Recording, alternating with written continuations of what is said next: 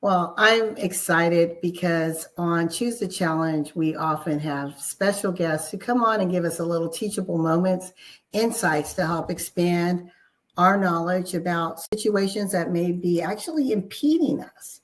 And one of these impediments we're going to be talking about is the imposter syndrome.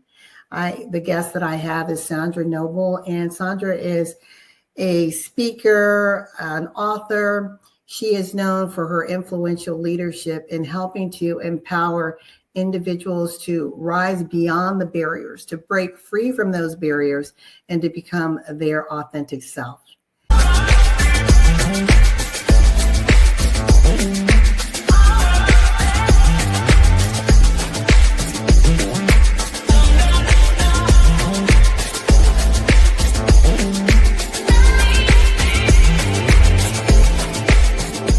I'd like you to help me welcome Sandra Noble. How's it going, Sandra? Hello. Hi, everybody. Well, let's just dig right into it. I titled this How to Be Unapologetically You. And you wanted to focus on the imposter syndrome. And many people, believe it or not, Sandra, they don't know the true definition of it. Right? They look at it as individuals who just show up, sort of being the fake, but it's really not that. This is dealing with your high performer, high achievers, competent individuals, but they tend to have doubt. So can you help us break that down, what it is first, and then we'll unpackage it even more. So it is really about self-talk.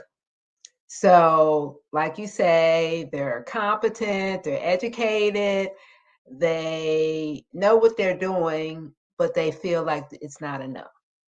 And they feel like that they will be negatively judged by others.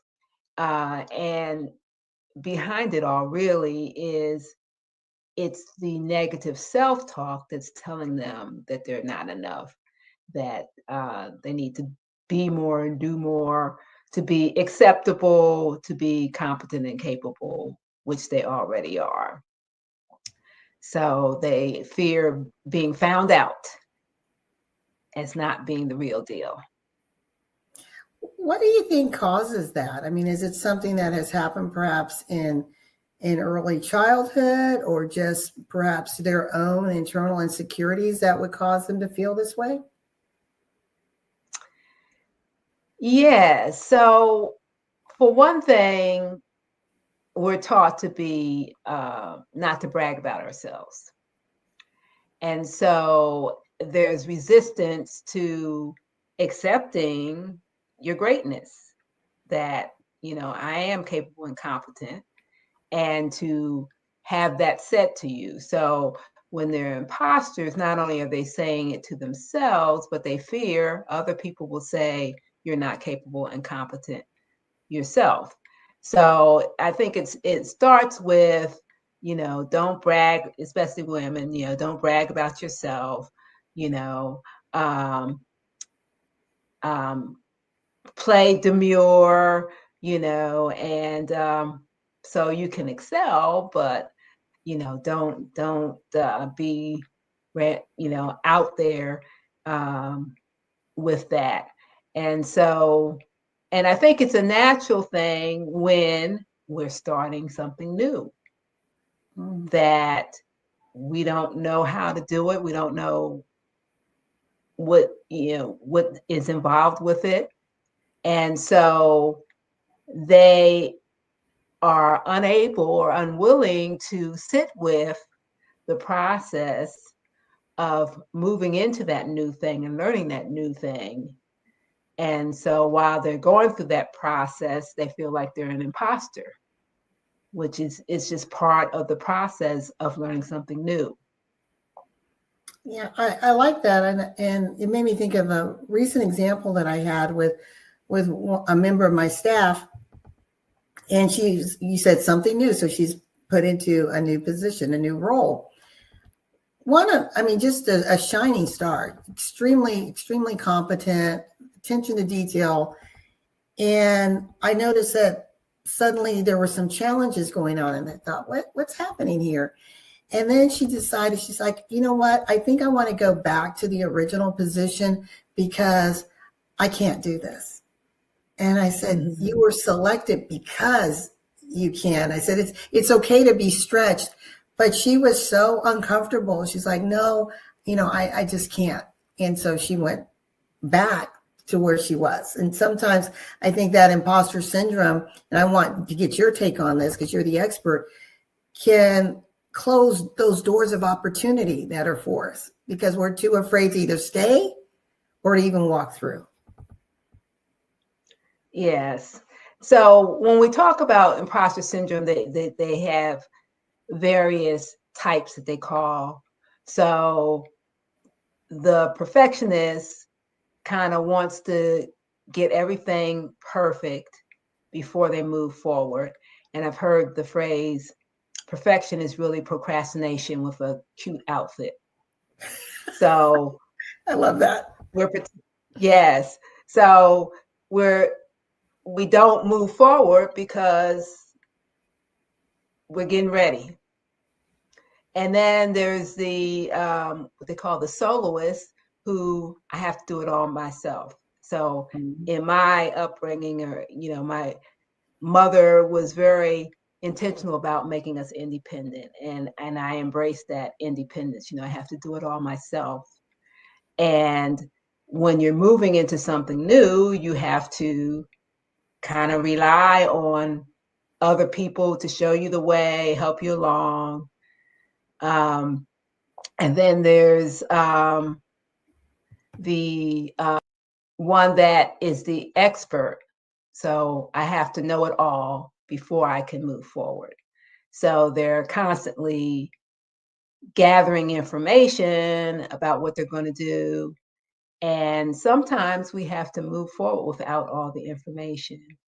And in my workshops and in my coaching, we talk about not letting fear derail you to step forward in the absence of knowing how it's going to be, to set the goal and just know that, trust the process, that it will be revealed, that there is a force, a higher power that I call, that is there to help you. And so you don't have to know it all. You don't have to know how it's going to be revealed. And then another imposter syndrome is the superwoman or the superman, that if I don't know how to do everything, I'm a fraud, I'm a failure. And, that's been promoted in the media, frying the bacon and bringing home the money and all that kind of stuff. And in reality, most people can't do it all. And that doesn't make you less because you can't do it all. And so I think it evolves from, you may have heard the phrase, stop shoulding on yourself. We have in our mind the way we should be, where the way world should be.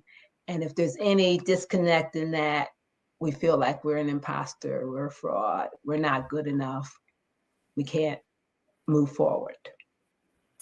I was just thinking the four that you mentioned, you said perfectionist, expert, soloist, and superhuman. And in those definitions, the sad thing is you have that imposter syndrome, which all of us have had some of it in some point of our lives.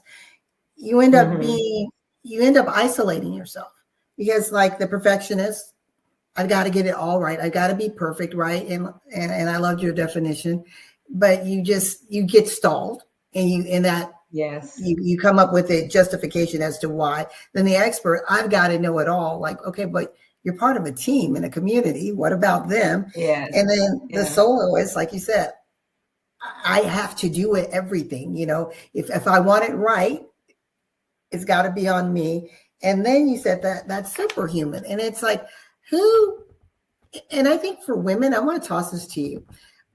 We all heard about take your superwoman pose, and I think that has actually, from a mental wellness standpoint, crippled so many women because they feel that in order to, especially in small business world and corporate, in order to be seen and respected, I have to show that I can carry the world on my shoulders. And it's not so. But we feel that if I'm not, taking this superhuman stance, then I'm less than. What would you say to people about that, Sandra? So we are all given talents. We come here equipped, and we are capable of more than we know. And my usual background says your dream is within reach. So you can do that. And I like the idea that if we desire something, and the word desire is, break it down, D of and sire of the Father, meaning of God, because I believe in God. And so if God gave it to you, you can do it. But we have to use wisdom with that. So we need to not compare ourselves with other people. So if we look at other people and it appears that they are doing it all, having it all, got it all together, and that's, the tendency of people to look on the outside, look at somebody else's outside and think what's inside them. So people look at you and may not know about your imposter syndrome. You look at them, you may not know where they're failing, where they're stressed out, because they really aren't doing all the things that they appear to be doing.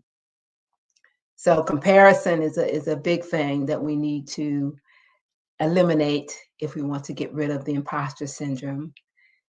Know that we are unique. We've got talents. And especially in business, people are coming to you because of your unique qualities, your talents, who you are as a person.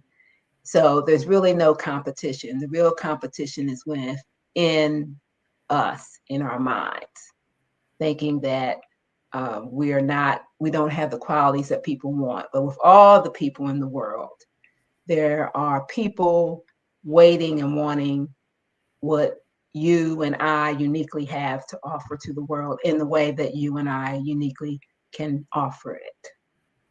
Yes, I love that. Ladies and gentlemen, we are here with Sandra Noble, and we are talking about how to be unapologetically you, unpackaging the imposter syndrome. We're going to take a little break because, again, imposter syndrome is all about that mindset. And we are on a road to help you have the most empowered mental health, mental wellness journey possible. We'll be back in a moment.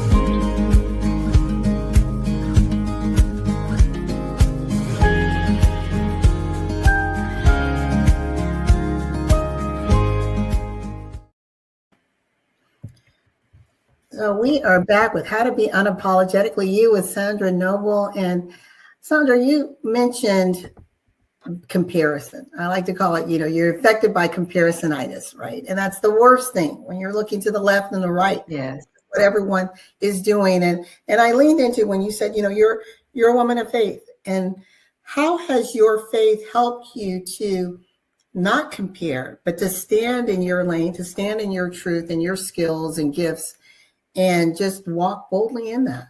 How do you do that? Trust the process again, trust God again. And again, what I said about, God gave it to me.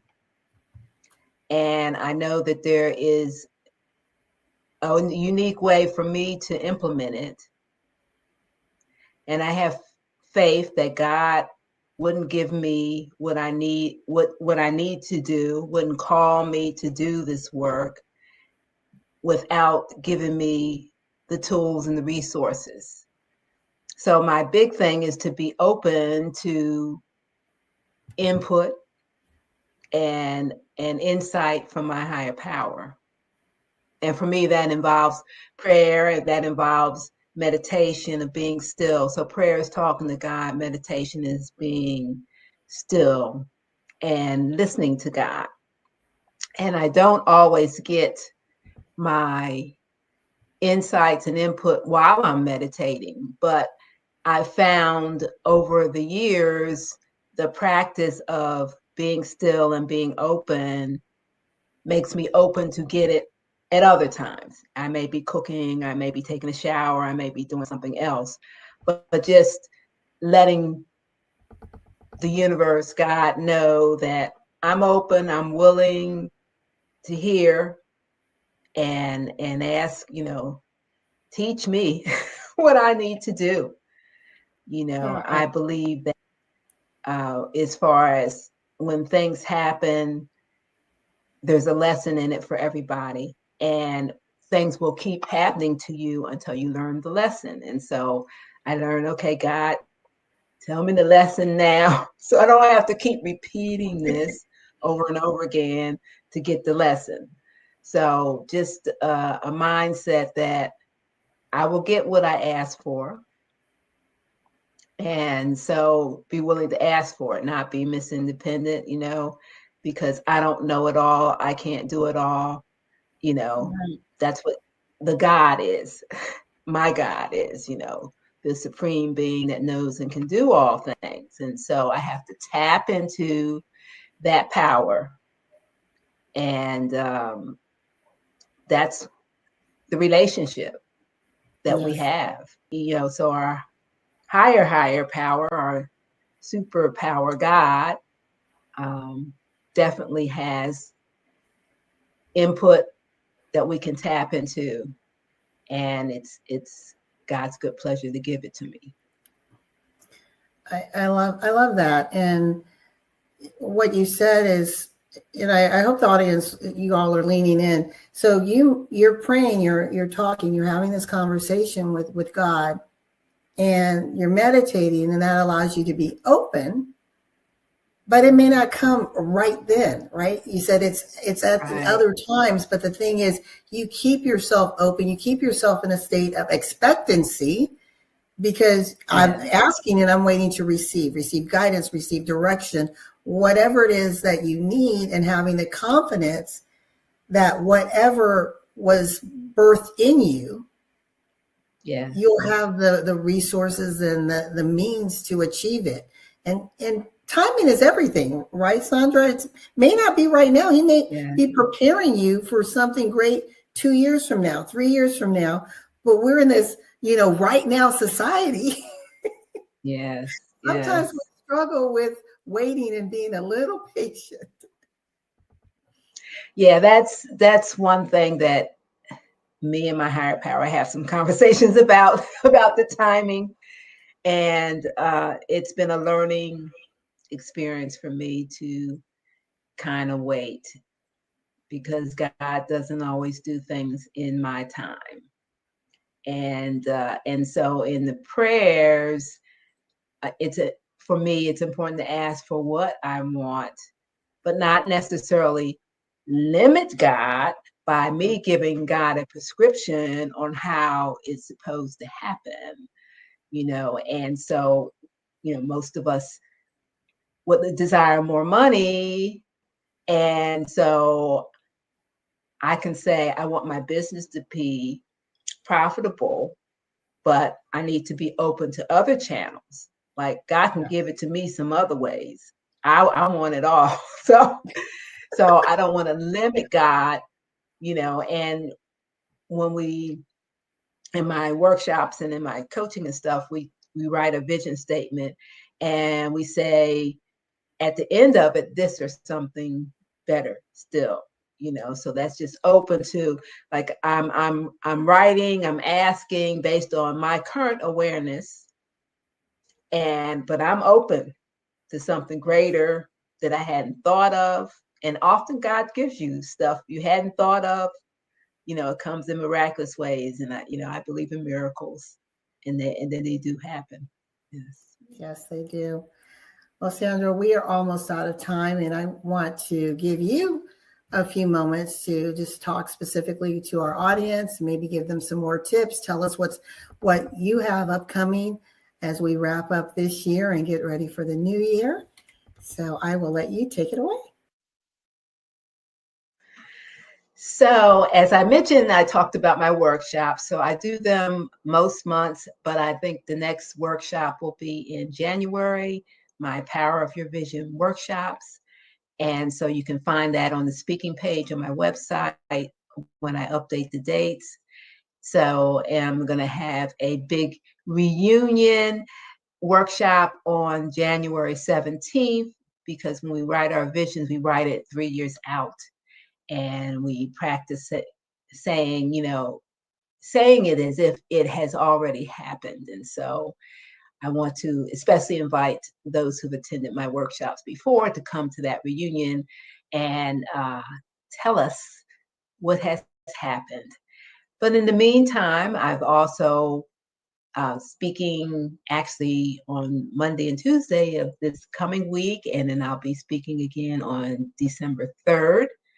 So I will work on getting my website updated with all of my speaking engagements. And you can follow me, of course, at goingforthedream.com. And then also there's an option if you'd like to move deeper and talk about the things that are slowing you down. You can book a Dream Jumpstart strategy session. And that is a 45-minute visioning session where we get more clarity about where you're going and hopefully map out a plan for moving forward, whether it's coaching with me or whether there's some other resources I can recommend. But I like to open that to everybody who would like that. And so I have a bit.ly link for that, bit.ly/strategy-schedule. And but you can also find that on my website as well, goingforthedream.com, which is scrolling on the bottom. So to overcome imposter syndrome, first you just need to notice what your thoughts are. There's the inner critic talking to you, and you need to just first of all be aware of it, that that's not the truth, and then reframe that. So reframe, instead of saying I'm an imposter, say I'm a pioneer. Like I'm doing something new. I'm going forward in advance, removing obstacles. And so that's what I'm doing. And then just breathe into the experience. Know that there is help available. Your dream is available and you can do it. I believe in you, whoever you are, because you wouldn't have the desire to do it if it wasn't possible for you to have it. That is my belief, and I'm sticking to it. And I would love if you would check out my website, sign up for a coaching session, a Dream Jumpstart strategy session, and attend one of my workshops. Well, Sandra, thank you so very much. I've enjoyed having you. Look forward to having you back so we can find out what impact you're making, because you are moving the needle and being a bridge of hope and encouragement for individuals, because sometimes we don't know what we don't know. We just know we're stuck. Yes. And sometimes It's being able to realize, oh, I'm a victim of imposter syndrome. Let me unpackage it. Let me get rid of it, reframe, redesign, and move forward in all that was meant for me. So thank you so very much for joining us, and to our listening audience. We just want to say thank you for being a part of Choose the Challenge. We look forward to seeing you next week. And just remember that in life and in business, when your vision intersects with opportunity, success is inevitable. Until next time, bye for now. Hello, I'm Constance Wills. Welcome to another episode of Choose to Challenge Mindset Alchemy. It's hard to believe we're already in the month of December, right? With the holiday hustle and bustle and shopping and getting ready and spending time with families, sometimes this can be very, very overwhelming.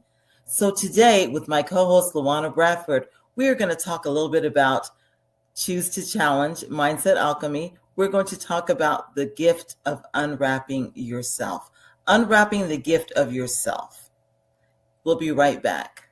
Are you ready to defy gravity and challenge the impossible? Meet Luana Bradford, the visionary leader behind Choose to Challenge on E360 TV. Now in its 5th season, this groundbreaking show shines a spotlight on voices of change from across the globe. Born during the pandemic, Choose to Challenge becomes a platform for transformation where no topic is off limits. Every episode highlights individuals breaking barriers, rewriting narratives, and making an impact. Ready to share your story and inspire change? Call 404-618-2824 to become a guest. This is your moment to rise. Tune in now at e360tv.com. Your voice matters. Let's change the world together.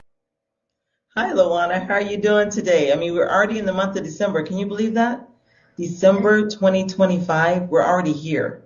We're already here. I'm doing well. How are you? I'm doing great, just doing fantastic. You know, I'm trying to stay out of my head, though, about this holiday season as well, because I can recall holiday seasons for me have tended to been stressful.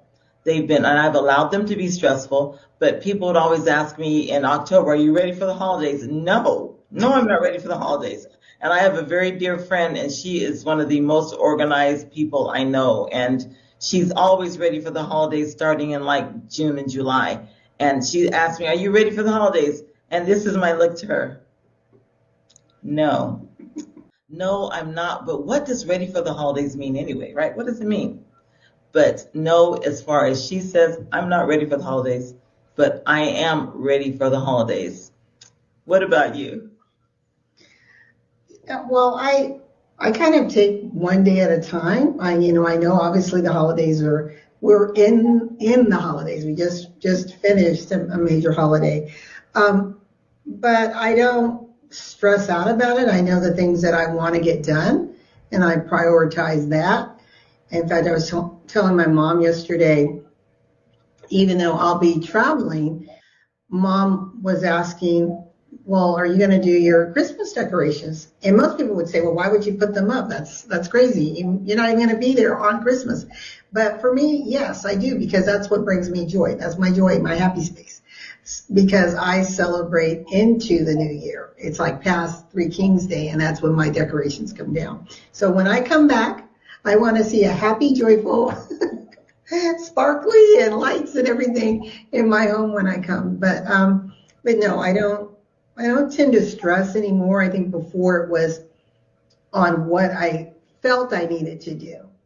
Now it's like, what do I want to do? How do I want to show up during this season?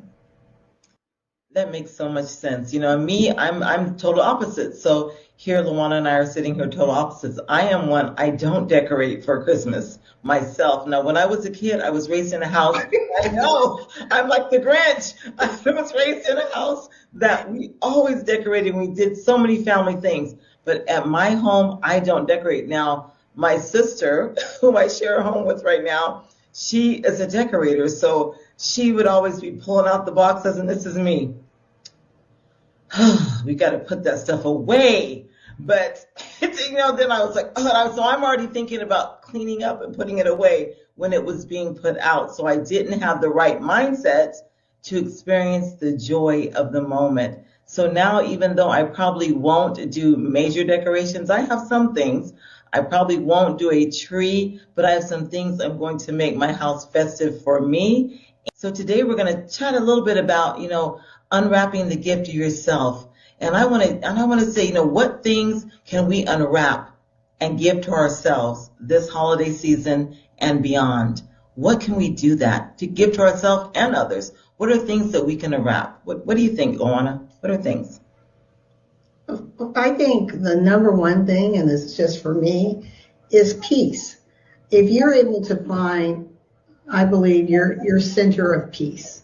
No matter what happens, storms, disgruntled family members, crowded storefronts, not being able to find what you want online.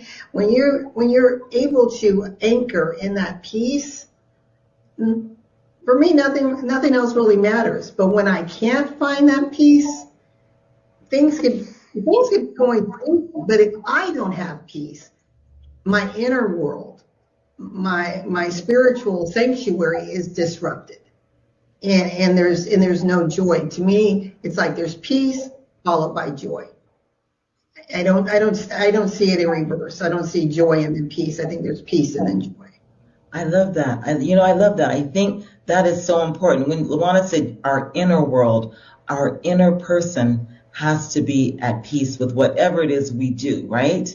Because if that's not peaceful, if we're not peaceful inside, it's going to appear chaotic even if it isn't. And finding peace this season especially.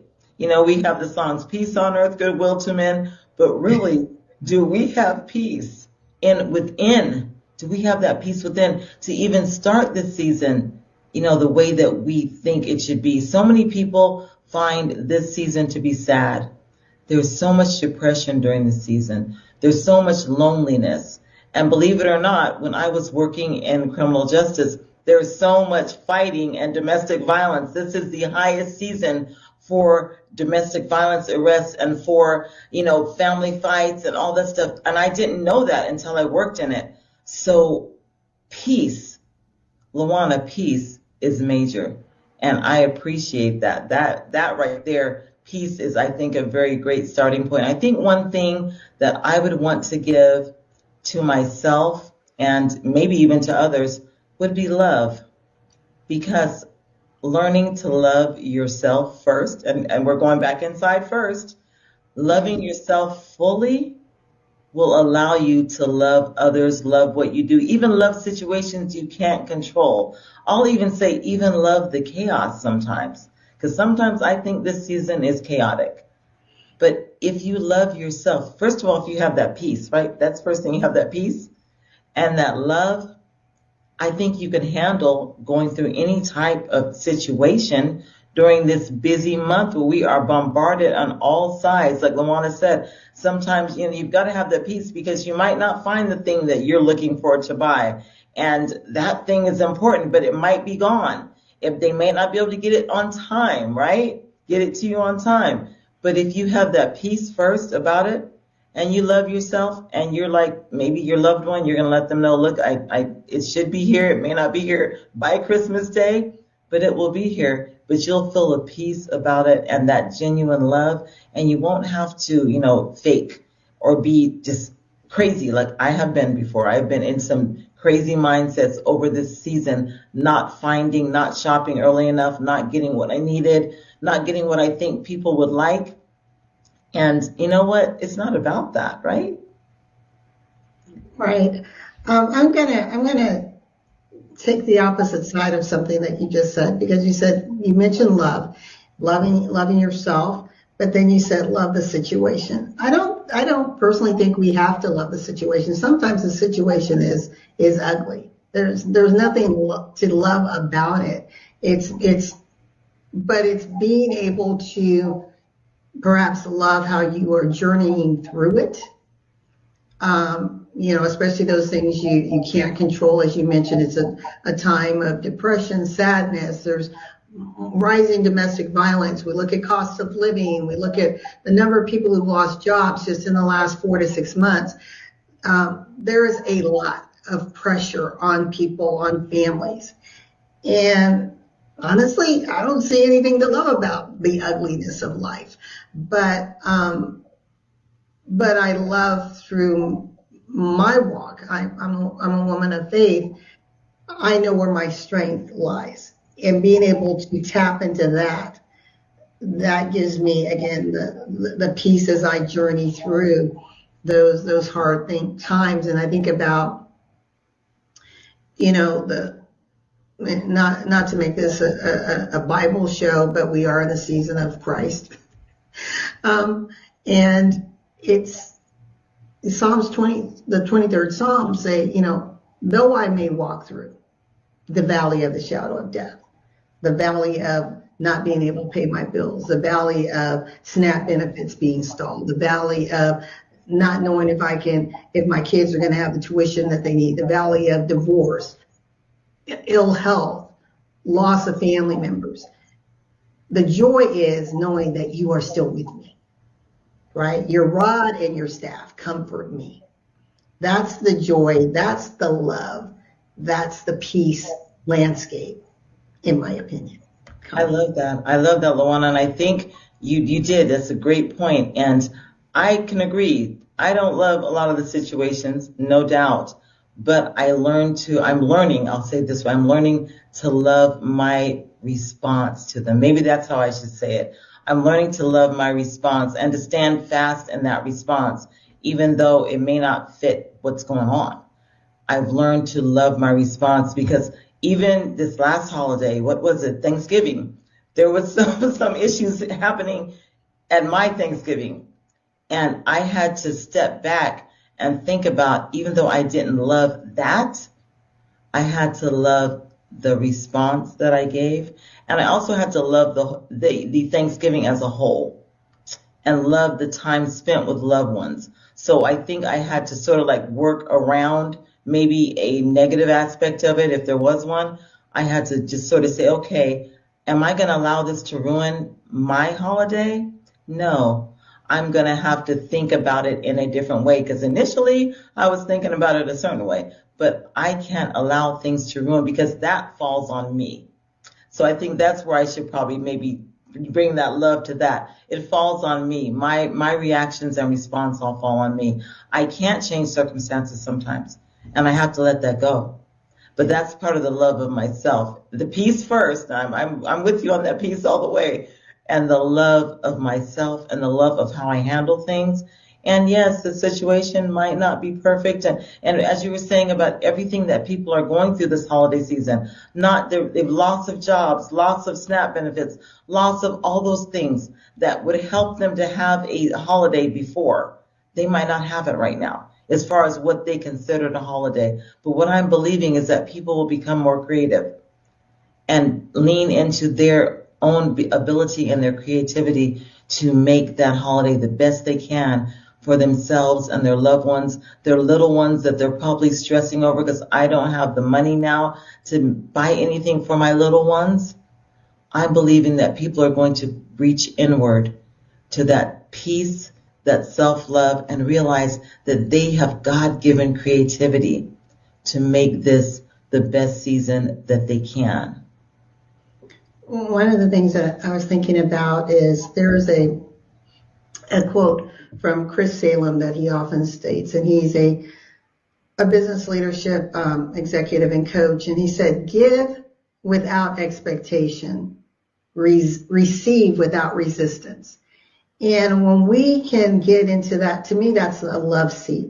When I can give because I just want to, I just want to provide, but I don't have expectations. I'm not looking for a thank you. I'm not looking for something in kind. I am just doing because I want to bless someone, or I see a need, and I've been blessed to have extra on this side of the house that I can pass it on to someone else. That's what community is about. And then when he said to receive without expectation, see, giving and receiving, ladies and gentlemen, is the same energy. And often we want to give, but then when someone wants to give back to us, we quickly hold up our hand. Oh, no, I'm good. No, thank you. No, receive it, because when you do that, you're blocking someone else's blessing. And sometimes you don't realize what you may need in allowing someone to give to you. So I'll give you an example. Last month, a friend of ours came into town, and there was this major ball. It was a fundraiser. And my brother asked me if I wanted to go. And actually, I hadn't been doing anything social for the last year. I pulled back intentionally. I did things with my business, but social settings, things like that, I needed to heal, and I didn't want to be around people, honestly. And so my brother said, asked me if I wanted to go. This is a year after Dad passed, and I said, okay. And I was so blessed.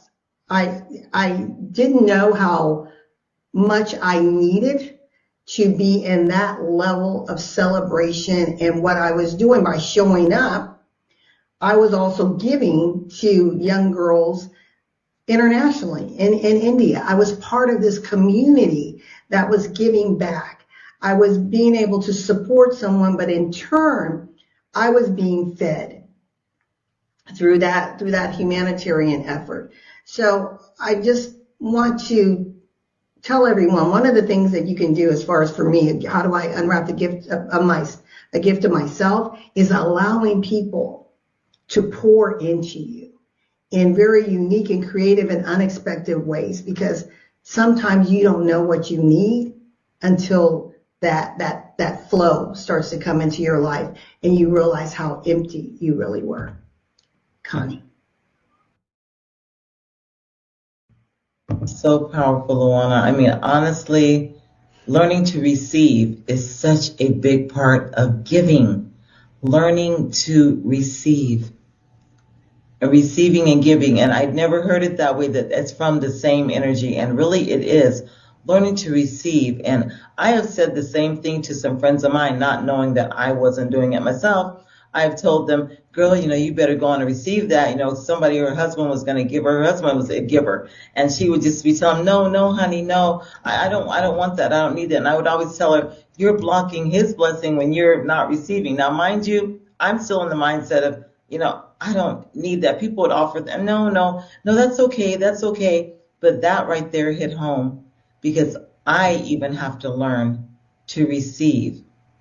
Giving without expectation is something I do, but receiving is something I have to do. So that was great. That was a blessing for me. That was a takeaway for me. And this show, that was a takeaway for me. Learning to receive. And this is the season of giving and receiving, right? And there should be no expectation attached. It should be just, I want to give because I want to give. I want them to have this, be it a material thing or be it of yourself. And when they give back to you, you must say, I receive this wholeheartedly.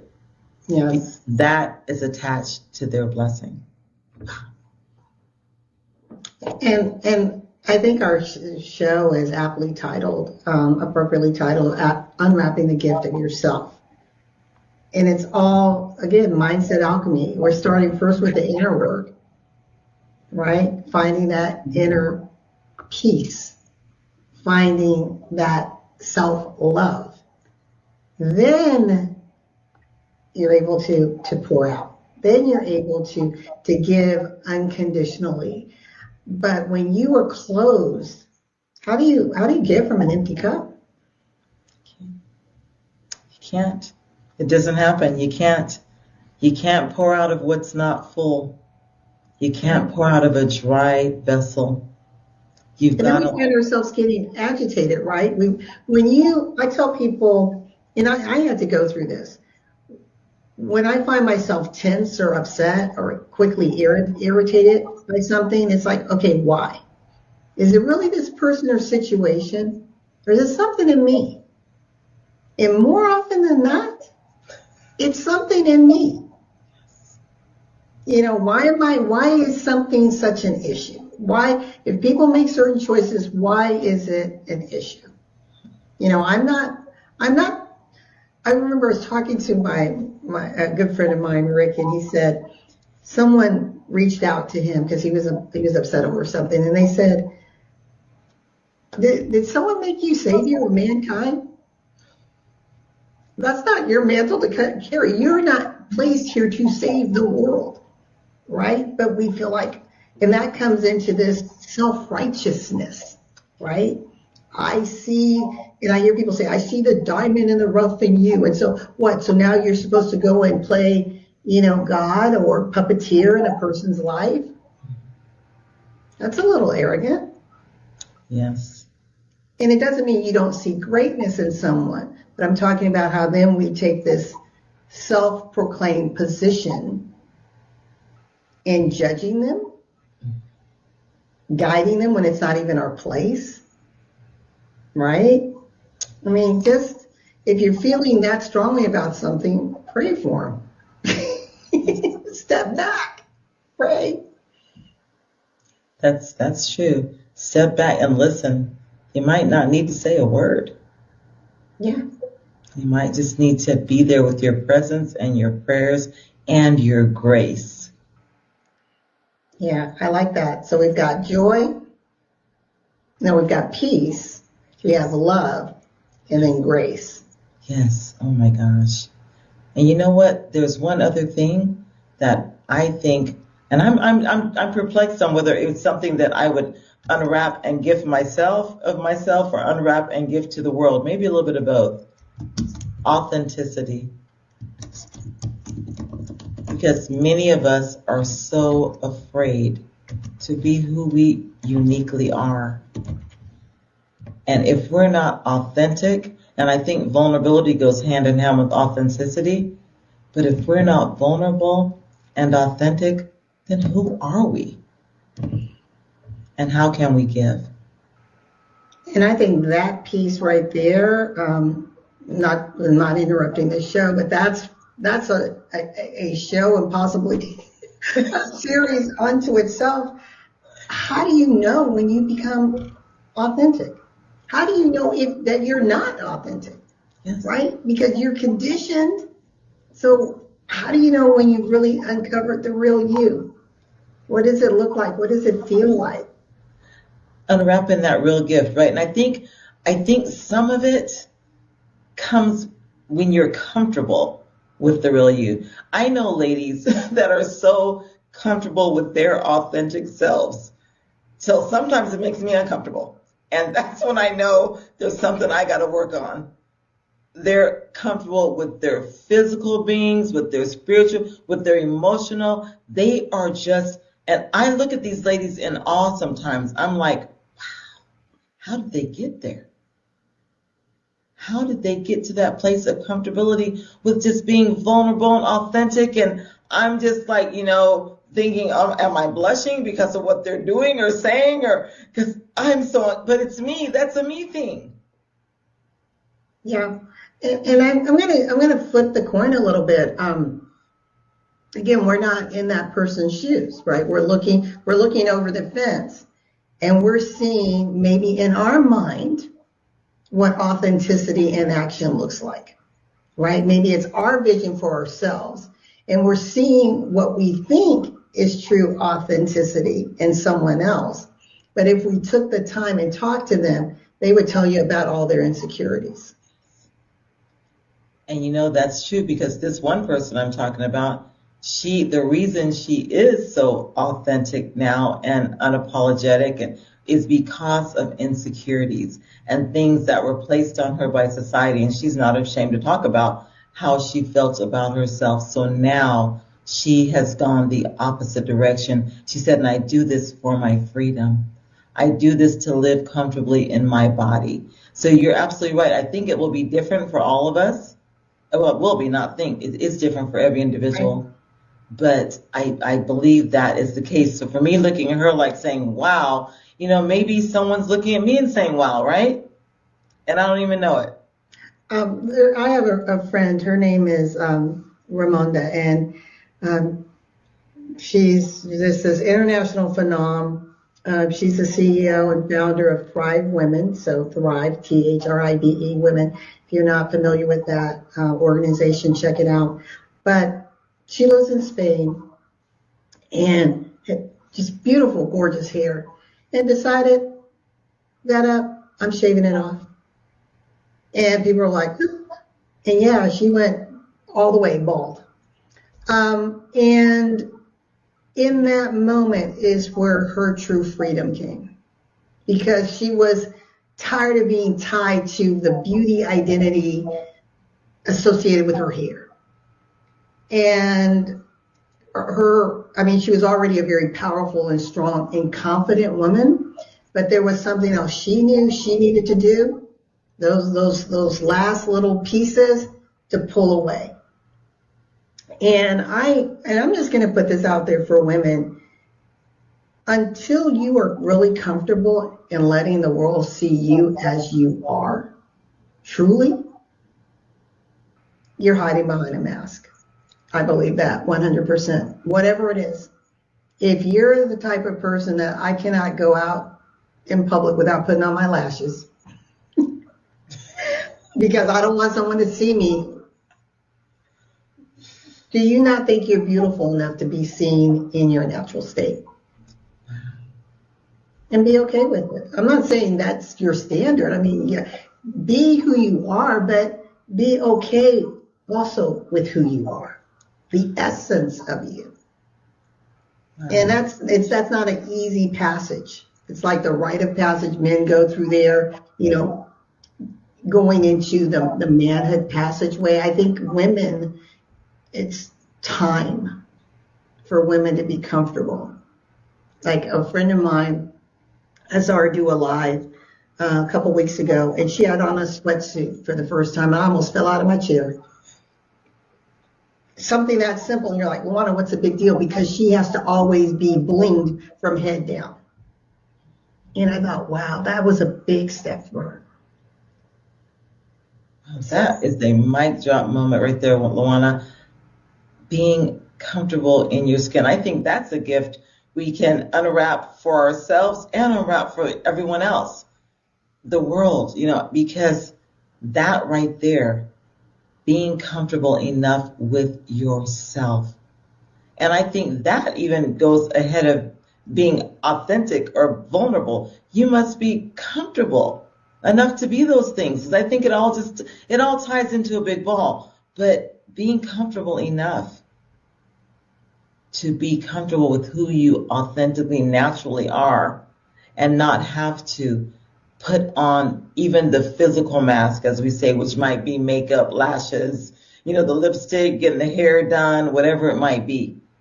Can you roll out of bed and just do something if you needed to? Can you just get up, brush your teeth, wash your face, and if you have to run out and do something, do it?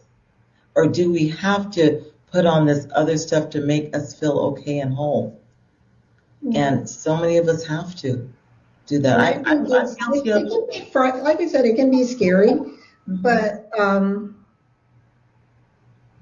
it's on the other side, it's so liberating. Like I have people, it's funny, since going out, well, it was because of medical reasons, my hair turned gray, but it's funny, I get far more compliments on my hair now than I ever did.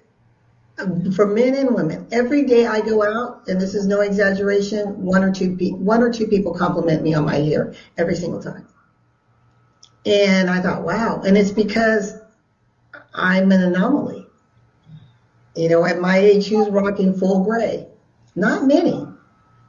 So it's a signature. I'm like, I'm good with it. I remember talking to my niece and nephew about it a couple years ago.